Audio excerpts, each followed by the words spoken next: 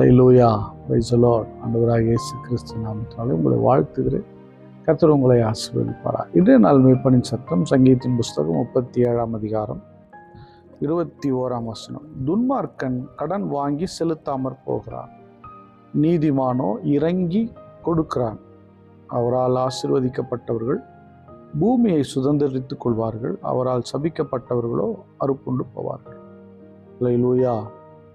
துன்மார்க்கன் கடன் வாங்கி செலுத்தாம போகிறான். யாரு துன்மார்க்கனா இருக்க முடியும்? கடன் வாங்கி செலுத்தாம போகிறவன் துன்மார்க்கனாம். நீதிமான் இறங்கி கடன் கொடுக்கிறவன், உதவி செய்கிறவன் நீதிமானா இருக்கிறான். அல்லேலூயா.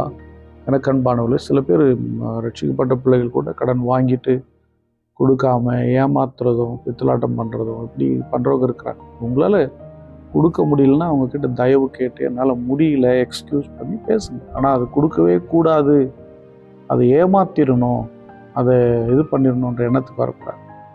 வசனம் சொல்லுகிறது, ரட்சிக்கப்பட்டவர்கள் வட்டிக்கு கொடுக்கக்கூடாதான்.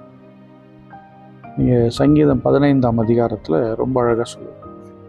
சங்கீதம் 15 நான் படிக்கிறேன் பாருங்க. இன்னைக்கு சில பிள்ளைகள் வட்டி கொடுக்கறது, மீட்டர் வட்டி கொடுக்கறது, வேற ஆள்கிட்ட கொடுக்க வைக்கிறது, இதெல்லாம் மோசமான காரியம். சங்கீதத்தின் புஸ்தகம் 15:5 படிக்கிறேன். தன் பணத்தை வட்டிக்கு கொடாமலும் குற்றமில்லாதவனுக்கு விரோதமாய் பரிதானம் வாங்காமலும் இருக்கிறான். இப்படி செய்கிறவன் என்றென்றைக்கும் அசைக்கப்படுவதில்லை. யார் பரலோகத்துக்கு போவா, உங்களுடைய கூடாரத்தில் தங்குவான்னு கேட்கும்போது அப்படின்னு அந்த சங்கீதத்தை ஆரம்பித்து இப்படி எழுதுறார். யாரெல்லாம் அப்படின்னு பார்த்தீங்கன்னா, வட்டிக்கு நிறைய பேர் சொல்கிறார், உத்தமனாக நட, நீதி நடைபெற்று நிறைய சொல்கிறார். அதில் கடைசியாக சொல்கிறது தான் ரொம்ப முக்கியமானது. தன் பணத்தை வட்டிக்கு கூடாதவன், குற்றம் இல்லாதவனுக்கு விரோதமாய் பரிதானம். அதாவது குற்றத்தோடு இருக்கணும் வாங்குற பரிதானம் ஒரு பக்கம் இருக்குது. குற்றம் இல்லாமல் நல்ல ஆளுக்காக போயிட்டு லஞ்சம் வாங்குறது, பரிதானம் லஞ்சம். அதுபடி அப்படிப்பட்ட லஞ்சம் வாங்குறது, அதே போல் இது மாதிரி வட்டிக்கு பணம் கொடுக்கறது. எனக்கு கேள்விப்பட்டேன், நான் ரெட் ஹில்ஸில் ஒரு பகுதியில் ஒரு கிறிஸ்தவர் நியாயத்துக்கு மீட்டர் வட்டி. கடைசி காலம் அவருடைய மரணம் எப்படி இருந்தால் புழுத்து இறந்தாராம். டாக்டரால் பார்க்க முடியாமல் வேதனை புலம்பல் அழுகையோடு அவர் இறந்துருக்கிறார். இது ஏன் நான் சொல்கிறேன்னா, எனக்கு அன்பானது எப்படி யாரும் பயங்காட்டல.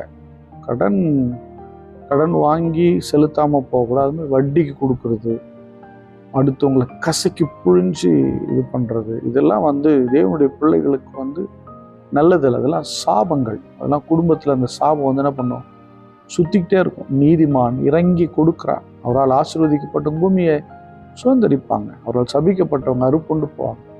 அந்த வாழ்க்கை மோசமான வாழ்க்கையை, நரகமான வாழ்க்கையை மாறிடும். வசனம் ரொம்ப தெளிவாக சொல்லுது. எனக்கு அன்பானவர்களே, நீங்கள் சம்பாதிக்கிறத சரியாக ஆண்டு கொள்ளுங்கள், சரியான விதத்தில் பயன்படுத்துங்க. ஸ்தோத்திரம் பண்ணுவோமா? ஸ்தோத்திரம் ஆண்டவரே, ஸ்தோத்திரம் ஆண்டவரே.